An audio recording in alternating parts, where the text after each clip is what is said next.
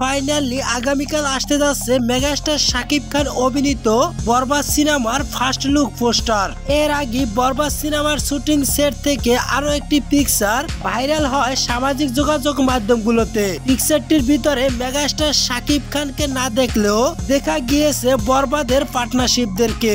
Viral হওয়া ছবিটির ভিতরে দেখা যায় একটা শপিং মলের সামনে দুই পাশে দুইজন গার্ড দাঁড়িয়ে আছে এবং তার সামনে একজন। ওই অবস্থায় একটি গাড়ি এন্ট্রি নিতে দেখা যায়। পূর্বে এই দৃশ্যগুলো গ্যাংস্টার, বলিউড এবং হলিউড মুভিতে আমরা দেখতে পেয়েছিলাম। ভিউয়ার, যদি এমনই হয় বরবাদ সিনেমায় তাহলে কি হবে একবার বুঝতে পারছো?